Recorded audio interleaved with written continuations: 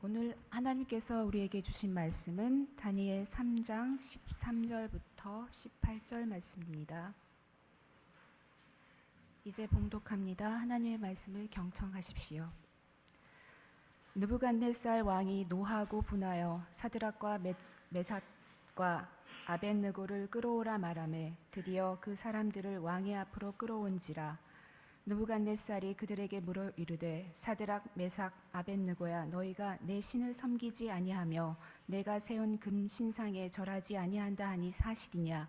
이제라도 너희가 준비하였다가 나팔과 피리와 수금과 사면금과 양금과 생황과 및 모든 악기 소리를 들을 때 내가 만든 신상 앞에 엎드려 절하면 좋거니와, 너희가 만일 절하지 아니하면 즉시 너희를 맹렬히 타는 풀무불 가운데 던져 넣을 것이니 능히 너희를 내 손에서 건져낼 신이 누구이겠느냐 하니, 사드락과 메삭과 아벳느고가 왕에게 대답하여 이르되 느부갓네살이여, 우리가 이 일에 대하여 왕에게 대답할 필요가 없나이다. 왕이여, 우리가 섬기는 하나님이 계시다면 우리를 맹렬히 타는 풀무불 가운데에서 능히 건져내시겠고 왕의 손에서도 건져내시리이다.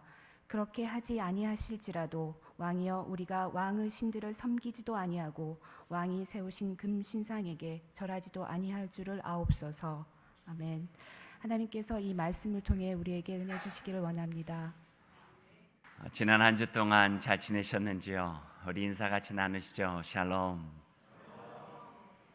벌써 새해의 첫 달 마지막 주일을 맞이했습니다. 시간이 가려고 하면은요, 쏜살같이 간대요. 쏜살이라고 하는 것은 빠르게 간다 하는 의미도 있지만 쏘아 활시를 떠나가 버리기 때문에 다시 돌아오지 않는 시간과 같다 하는 의미가 있대요.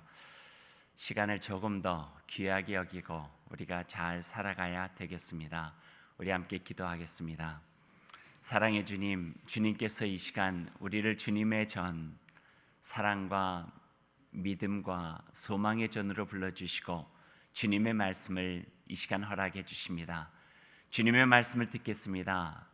주님의 말씀 우리의 마음속에 담고 살아가는 동안에 하나님, 우리 가운데에서 다시 이루어진 그 형상으로 살아갈 수 있도록 도와주시고 주님의 말씀 등불 삼아 우리의 길을 밝혀 온전하게 살아갈 수 있는 주의 백성 될 수 있도록 인도하여 주옵소서. 예수님의 이름으로 기도하옵나이다. 아멘. 오늘 말씀 우리가 잘 아는 말씀이에요. 아이들은 매우 신나게 읽는 말씀이고요. 조금 더 나이가 먹어서 이 말씀을 읽으면 우리 가운데 있는 믿음을 돌아보면서 다시 도전받고 성찰할 수 있게 하는 말씀이 오늘 말씀입니다. 성경 전체에서 손에 꼽을 수 있는 멋있고도 감동적인 말씀이죠. 하지만 그 멋과 감동이 그냥 이루어진 것은 아니에요. 나를 내어놓는 희생이 있었고요. 또 옳은 일을 위하여 용기 있게 단호한 마음으로 결기 있는 그 신앙으로 나섰던 모습이 있었고요. 그리고 하나님을 굳게 믿고 그분만이 나의 하나님이라고 의지하는 그 온전한 신앙이 있었기에 오늘 이 용광로와 같은 풀무불에서 하나님의 은총과 보호하심으로 보란듯이 살아난 청년들의 이야기를 우리가 같이 나눌 수 있게 된 것입니다. 오늘 말씀 우리 같이 보죠. 13절에 있는 말씀입니다. 오늘 우리가 함께 읽은 본문 첫 번째 말씀이에요. 같이 한번 읽을까요? 느부갓네살 왕이 노하고 분하여 사드락과 메삭과 아벳느고를 끌어오라 말하매 드디어 그 사람들을 왕의 앞으로 끌어온지라. 느부갓네살 왕이 화가 많이 났어요. 화가 난 이유를 알기 위해서는 우리가 느부갓네살의 꿈에 대한 이야기를 해야 돼요. 3장 이전에 2장이 있었던 이야기들이에요. 느부갓네살 왕이 즉위한 지 2년 정도 되었을 때에 번민하면서 꿈을 꿨어요. 잠자리가 별로 안 좋았어요. 악몽이었어요. 악몽. 생각만 해도 굉장히 몸서리 쳐질 만큼의 악몽을 꾸게 된 거예요. 그래서 그 나라에 많은 꿈을 해몽하는 사람들 불러서 물어도 아무도 해몽하지 못해요. 그때 영적인 사람 다니엘이 와서 그 꿈을 해몽하게 되는 이야기가 2장에 있습니다.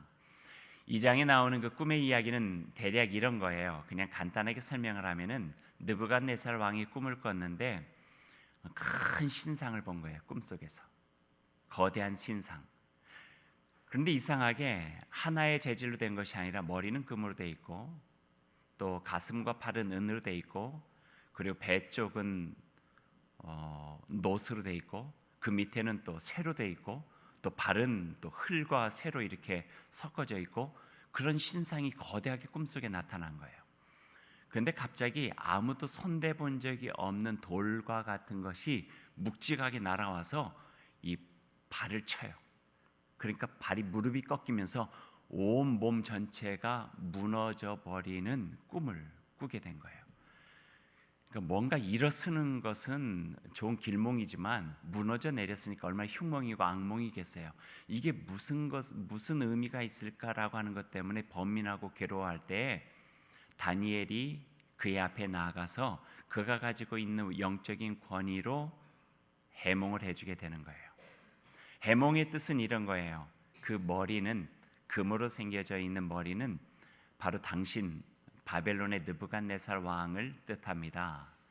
그리고 가슴과 손으로 이어져 있는 은은 그 다음에 이어올 나라요. 또 배도 그 다음에 나라로 이루어질 나라요. 새와 흙도 그 다음에 이어올 나라를 뜻합니다. 그래서 나라의 진행은 이렇게 될 것입니다. 그러나 영원하신 하나님의 나라의 손길이 그 모든 제국에 쳐는 순간에 모든 유한한 제국은 무너지고 영원하신 하나님의 나라가 이 땅에 세워질 것입니다 라고 그렇게 해몽을 하게 되는 거예요.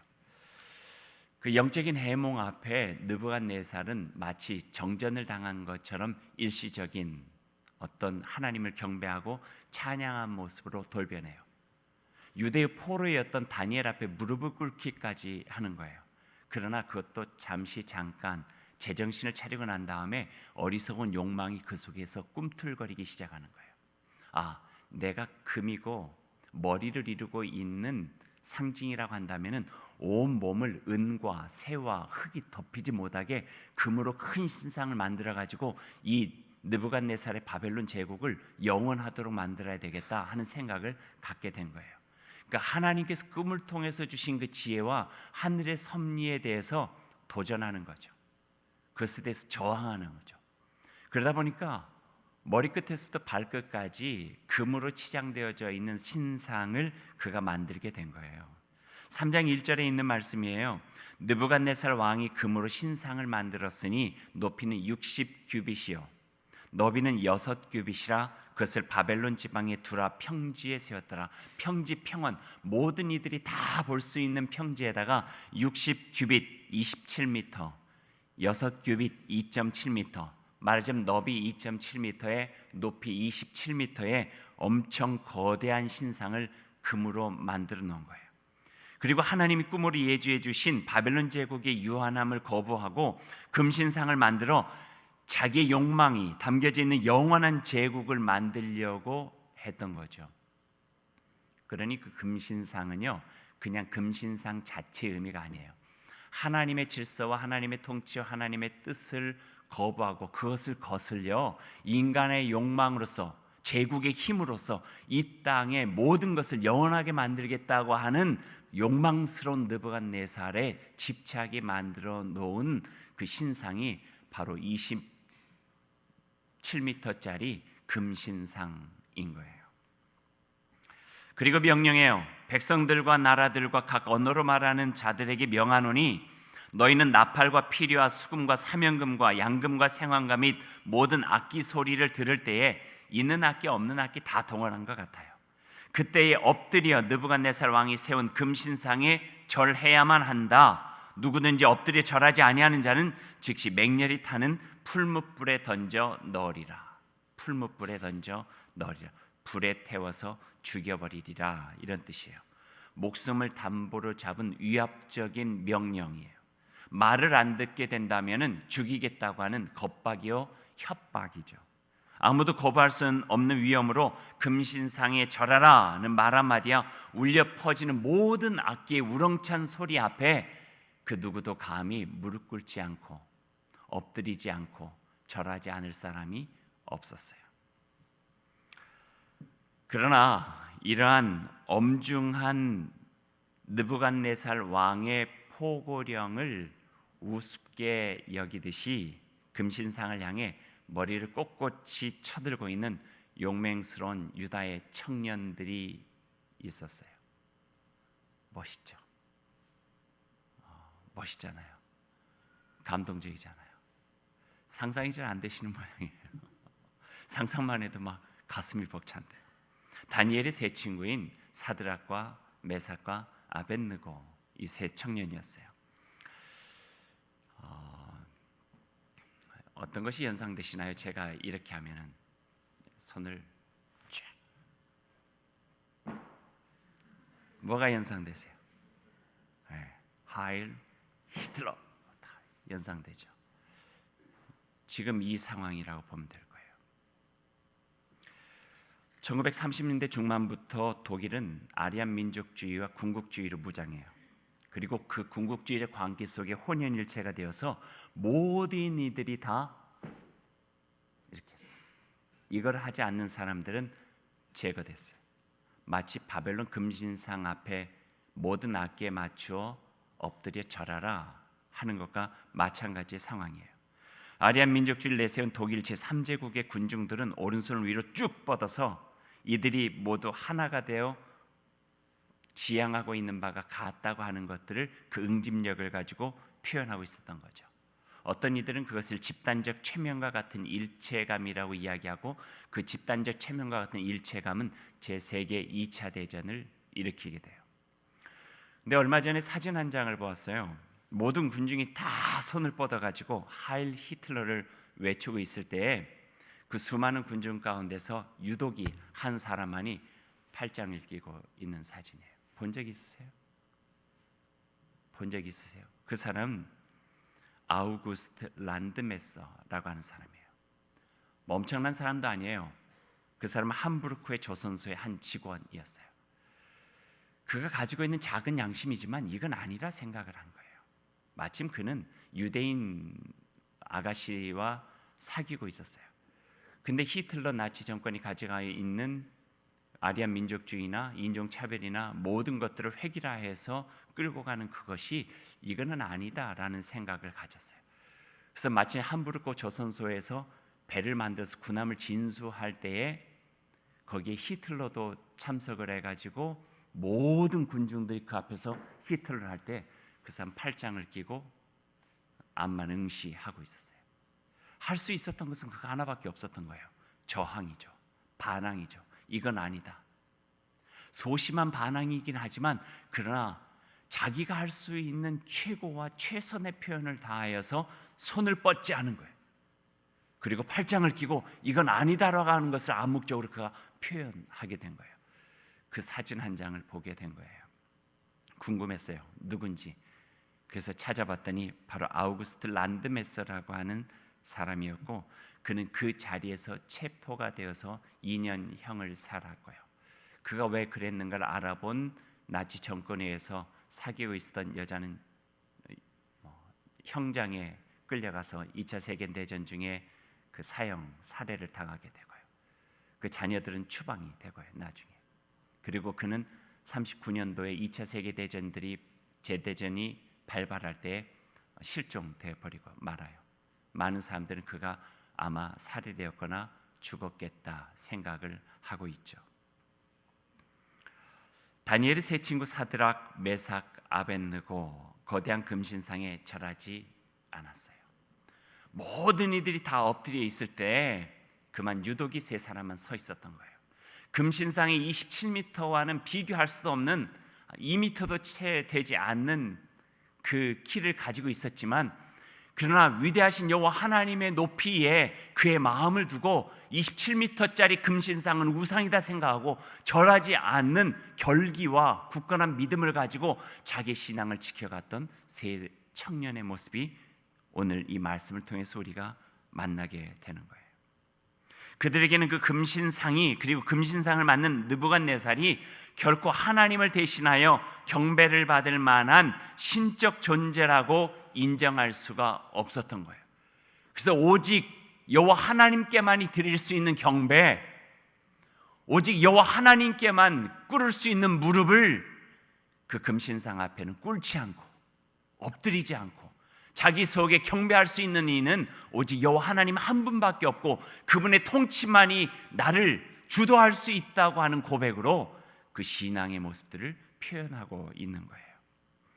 이 용감하고 대담한 세 청년의 신앙 고백은 결코 쉽게 나온 것이 아님을 우리는 알고 있죠. 죽음을 각오한 결연한 의지의 표현이고 여호와 하나님 한 분만이 내가 경배할 뿐이라고 하는 뚜렷한 믿음의 고백, 죽기를 각오한 순교자적 신앙이 바로 이 세 청년의 이 모습을 통해서 나타나게 된 거예요. 어떤 신학자는 그것을 거룩한 저항, 거룩한 반항이라고 표현을 했고요. 또 어떤 신학자는 그거를 creative disobedience, 창조적인 불순종이라고 표현을 해요. 하나님의 뜻이 내 안에 있기 때문에, 창조주 여호와 하나님의 그 모습이 내 안에 있기 때문에 결코 세상에서 하나님의 뜻과 반하고 하나님의 말씀에 반하는 모든 것에 대해서는 내가 순응할 수 없다, 내가 받아들일 수 없다, 저항하는 거룩한 반항과 창조적인 불순종이라고 이야기를 하고, 그 신학자는 그 창조적인 불순종과 거룩한 저항이 비록 그 당시에는 많은 힘에 의해서 무시되어지고 또 죽임을 당하기도 하고 또 고난을 당하기도 하고 어렵고 힘겨운 삶을 살아갈 수 있을지 모르지만 그것을 들어쓰셔서 하나님께서는 하나님의 나라의 거룩함을 이루어 가셨다고 그렇게 표현하고 있는 거예요.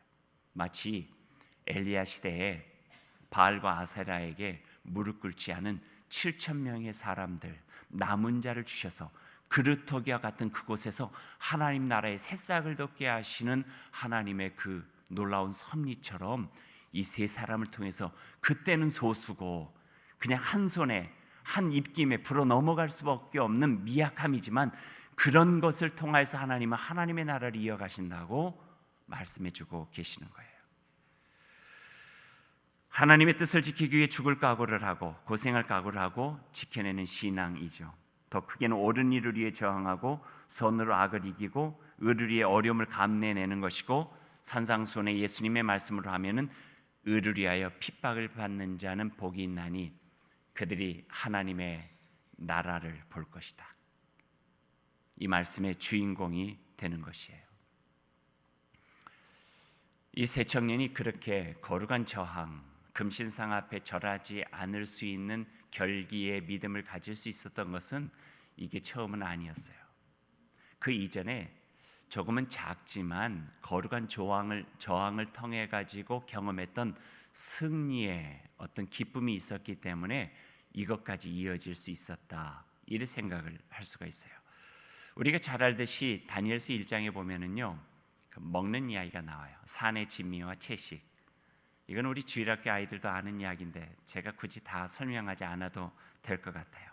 바벨론의 산의 진미를 먹으며 바벨론 사람으로 살기보다는 채식을 먹더라도 하나님의 사람으로 살겠습니다 라고 다니엘과 이 세 친구는 결단을 하죠. 그래서 마지막에 다른 많은 산의 진미를 먹은 친구들보다도 10배나 나은 지혜와 세상의 이치를 깨달을 수 있는 마음으로 왕의 곁에서 봉사할 수 있는 또 다른 기쁨과 승리를 갖게 되었던 그 경험이 있었던 사람들이 바로 이 네 유대인의 포로 청년들이었어요. 1장 8절에 보니까요, 두 번이나 반복되면서 그 산의 진미 사건에서 그들이 그 앞에서 거룩한 저항을 하게 된 어떤 그 마음속에 있었던 이유를 반복적으로 이야기하고 있어요. 그것은 다른 것이 아니라 자신을 더럽히지 않기 위해서, 이렇게 표현을 해요. 자신을 더럽히지 아니하리라.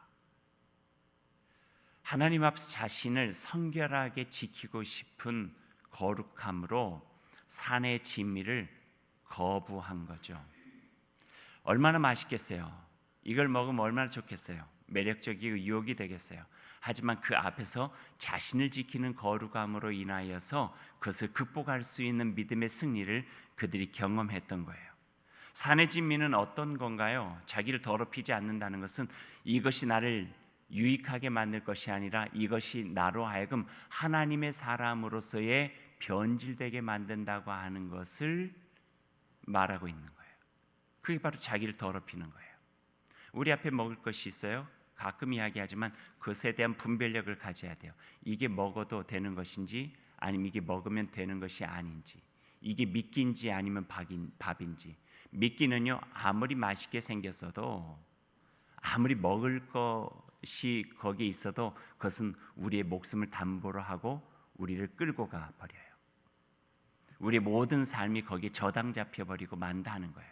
하지만 밥은 그것이 비록 보잘것없지만 우리에게 먹고 살아갈 수 있는 힘이 되어지는 것이죠. 산의 진미를 거부하는 것은 이것이 나의 영혼까지도 병들게 만드는 미끼라 생각했던 그들의 마음이었고, 그 거룩함을 지키기 위해서 산의 진미를 거부하고 채식을 그들이 용납하고 그 안에서 자기 하나님 나라의 백성다운 삶을 지켜나가게 된 거예요. 참 좋아요. 이런 작은 승리가 금신상 앞에서도 절하지 않을 수 있는 믿음의 저력을 만들어줬고, 믿음의 내공을 만들어줬고, 그런 연단 과정을 통해서 영적인 상록수가 되어지고, 그러한 과정을 통하여서 그늘 넓은 영적인 거목으로 성장해 갈 수 있는 바탕과 토대가 만들어지게 된다 하는 말씀이에요. 믿음으로 산다고 하는 것은 엄청난 일들을 하는 것은 아니에요. 우리가 하나님 나라의 백성으로 살아간다고 하는 것도 엄청난 것들을 하는 것은 아니에요. 눈에 보이지 않는 어떤 작은 것이라 할지라도 그 속에서 영적인 민감함을 가지고 분별하고, 이것이 내가 먹어야 될 것인지, 이게 내가 가야 될 것인지, 이 자리를 내가 앉아야 될 것인지, 이들과 함께 같이 해야 될 것인지, 이런 걸 분별해 가지고 내 자신을 더럽히지 않고 하나님께 주시는 그 말씀의 선결함으로 내 자신을 지켜나아갈 때에 나를 통해서 더 큰 것을 통하여서 하나님 나라를 이루어갈 수 있는 놀라운 역사들이 이루어질 수 있게 된다고 하는 말씀을 오늘 이 다니엘서 3장을 통해서 우리에게 강력하게 말씀해 주고 계시는 거예요. 언제가 청년 사역을 하는 목사님의 이야기를 들은 적이 있어요. 요즘 정말 좋은 기독 청년들이 없대요. 찾기가 참 힘들다고 하는 이야기예요. 교회 다니는 청년들도 그리 많지 않은데 정말 신앙 안에서 고민하면서 내가 예수 믿는 청년으로서 어떻게 살아가야 될 것인가, 정말 그 마음에 진지함을 가지고 살아가는 이들을 발견하는 것은 정말 많은 돌 가운데에서 옥을 이렇게 찾는 것과 같이 어려운 일이라고 그렇게 표현을 해요. 세상이 2015년 21세기를 살아가고 있지만 바벨론 그 제국의 시대와 별반 다를 게 없다 하는 거예요. 제국의 강력한 힘은 청년들의 영혼과 그 마음을 빼앗아가고 싶고요. 그리고 제국의 현란함과 우리를 유혹하고 현혹할 수 있는 많은 것들이 기독 청년들의 그 거룩한 심지를 뽑아가 버리고 세속화되고 세속에 물들어 버려서 그냥 흐리뭉텅하게 살아갈 수밖에 없는 이 세상이 바로 지금이라고 그 청년 사역자는 이야기하고 있어요. 그래서 세상의 문화에 힘없이 넘어가 버리는 그 청년들을 향해서 이런 이야기를 한대요. 너희들에게는 너희 자신을 거룩하게 지킬 수 있는 저항이 필요하다. 어찌 보면 그것은 순교자적인 신앙이 될 수도 있을 것이다. 그 거룩함을 지키다 보면은 주변에서 왕따를 당할 수도 있고, 또 다른 친구들과 또래 집단과 어울릴 수 없는 정도가 될지도 모르겠지만, 그러나 그렇게 되지 못한다 할지라도 더욱더 가치 있는 것이 내 안에 있는 믿음을 지키고 거룩함을 지키며 살아가는 것이다. 그렇게 표현을 한대요. 그러면서 구체적으로 이런 이야기를 한대요. 또래 집단의 문란한 성생활에도 아랑곳하지 않고 순결을 지키는 것은 어리석은 것이 아니라 거룩함을 지키는 것이고, 모든 학우들이 부정행위를 통해 점수를 올릴 때 이를 악물고 정직하게 시험을 치는 것은 나만 손해보는 것이 아니라 거룩한 하나님의 백성임을 내 스스로가 증명해내는 것이고, 성령 열풍이 몰아치는 세찬 바람을 이겨내고 수없이 보이는 성형외과를 지나 맨 얼굴에 자신으로 살아가는 결단이 있는 청년이 있다면 그것은 또 다른 다니엘이고 또 다른 사드락이고 메삭이고 아벳느고다. 인정하지 못하실지 모르지만 그렇게 그 청년 사역자는 이야기를 했대요. 같이 술을 먹지 않고 함께 욕을 하지 않으면 친구를 사귈 수 없는 겉멋든 세상 속에서 나는 적어도 예수 그리스도 믿는 사람이라고 하는 영적인 자존감 하나로 하나님의 사람임을 증명하며 살아갈 수 있다면 그것이 비록 작은 것이라 할지라도, 그것이 어떤 것을 하는 것이 아니라 하지 않는 소극적인 것이라 할지라도 그것은 이 시대 속에서 우리가 지닐 수 있는 가장 거룩한 신앙의 모습이 될 것이다. 이런 순교자적 신앙을 가지고 살아가라. 청년들에게 그렇게 이야기를 했대요. 그땐 청년들 왈 목사님, 그렇게 하면은요 우린 정말 순교해요. 그렇게 이야기를 했대요. 쉽지 않겠죠. 쉽지 않겠죠. 이 말이 정말인가 해서 청년들하고 이야기를 해본 적이 있어요. 그런데 맞아요. 거의 비슷해요. 우리들이 생각하는 것과 또 다른 청년의 문화 속에서 이런 세속 문화가 극심해져 버렸어요. 그러나 꼭 그것이 청년들만의 이야기인가요? 손해볼 각오를 하고 공정한 상거래를 하는 사긴, 이건 거룩한 저항 아닌가요? 뇌물을 받지 않고 민원을 해결해주는 공무원, 이것 또한 순교자적 신앙이 아니면 살아갈 수 없는 분위기가 되어지기도 하고요. 먹을 만한 음식을 만들고 입을 만한 옷을 만들고 살 만한 집을 짓고 난 후에 그다지 이익이 없을지라도 자신 하는 일에 자존감을 갖고 자부심으로 자식이 부끄럽지 않은 부모가 되고 내 안에 나를 지켜주시는 믿음의 주 되시는 예수 그리스도의 사람으로 살아가는 일, 이것은 결코 쉽지만은 않다고 하는 것을 세상의 맛을 본 우리들은 절실하게 알고 있죠. 하지만 이것은 의미 있는 일이고 27m짜리 금신상에 절하지 않고 보이지 않지만 이 세상을 압도해 나아가시면서 하나님의 질서로 이끌어 가시는 여호와 하나님을 향한 우리의 마음을 드리는 일이라고 하는 것들을 우리가 다시 한번 되새긴다면은 정말 힘들지만 가치 있고 의미 있는 일이라고 우리는 생각해 볼 수 있을 것 같습니다. 어떤 상황에서도 변치 않는 한결같은 믿음과 하나님만을 바라보며 살겠다고 하는 강단 있는 용기로 살아가는 이들에게 용기를 주고 그렇게 살아가지 못한 우리에게 오늘 이 다니엘서는 도전을 주고 있죠. 주일 예배 한 번으로 신앙의 의무를 다했다 생각하고 오래 다닌 직장에서 직급 올라가듯이 서리 집사 되고 안수 집사 되고 권사 되고 장로 되어 호칭이 달라지는 것에 안심한 듯 살아감으로 절대 진정한 신앙의 모습은 지켜질 수가 없죠. 왜냐하면 신앙은 삶의 자리에서 때로는 거칠고 때로는 척박하고 때로는 우리의 삶을 위협해 나가는 그 삶의 자리에서 지켜지는 것이고 검증되는 것이고 증명되는 것이기 때문에 그래요. 그래서 다니엘서는 우리가 교회에서 읽는 말씀이 아니라 우리가 세상의 척박한 그 광야 같은 현장에서 읽어낼 때에 도전도 되고 용기도 주고 우리를 격려해 주시고 새 친구 유대인의 포로와 같은 그 마음을 가지고 이 땅에서 어떻게 거룩한 하나님의 백성으로 살아가야 되는가를 다시 한번 일깨워 주시는 귀한 말씀으로 우리가 받아들일 수가 있는 것입니다. 신앙을 지킨 대가는 아주 혹독했어요. 이 세 친구는 느부갓네살 왕 앞으로 끌려가고요. 이제 곧 세 친구는 7배나 더 뜨겁게 달궈진 풀무불 속에 던져지고 말 거예요. 하지만 풀무불 앞에서도 그들의 믿음으로 시작한 그 결기는 흐트러짐이 없었어요. 오히려 이 세 친구는 여호와 하나님이 얼마나 신실하고 강하신 분인지를 강조하면서 느부갓네살을 그 영적으로 기습하고 단숨에 격파해버리고 말아요. 16절의 말씀을 한번 보세요. 사드락과 메삭과 아벳느고가 왕에게 대답하여 이르되 느부갓네살이여, 우리가 이 일에 대하여 왕에게 대답할 필요가 없나이다. 왕이여, 우리가 섬기는 하나님이 계시다면 우리가 맹렬히 타는 풀무불 가운데서 능히 건져내시겠고 왕의 손에서도 건져내시리이다. 허나 그렇게 하지 아니하실지라도 왕이여, 우리가 왕의 신들을 섬기지도 아니하고 왕이 세우신 금신상에게 절하지 아니할 줄을 아옵소서. 이 말은 뭐예요? 풀무불에 던지라는 이야기예요. 던져도 좋다는 이야기예요. 죽어도 좋다는 거예요. 죽음으로도 변질시킬 수 없는 더욱더 강력한 신앙, 그 거룩함, 내가 더 내 죽음보다도 소중하게 여기는 그 거룩함을 나는 지키겠다고 하는 그 모습을 보여주고 있는 거예요. 그리고 제 친구는 7배나 더 뜨거워진 풀무불에 내던짐을 당했어요.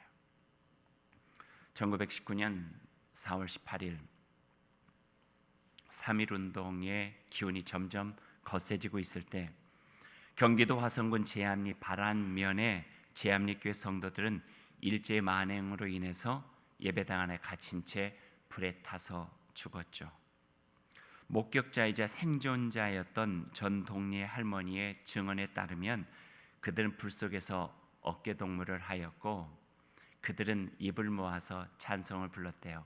하늘 가는 밝은 길이 내 앞에 있으니.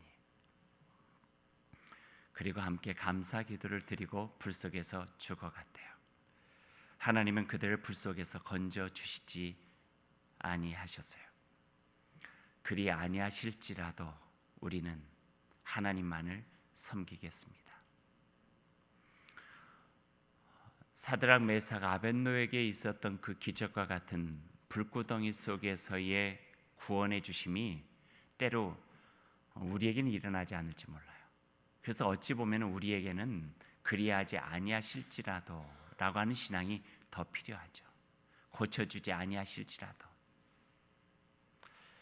주시지 아니하실지라도, 제거해 주시지 아니하실지라도,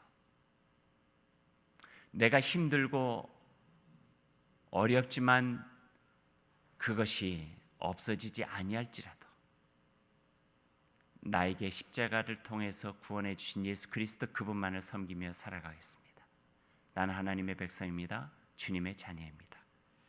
바로 이것이 우리가 이 시대에서 믿음을 가지고 살아가는 이로서 가져야 될 신앙이라고 가르쳐주고 있는 것입니다.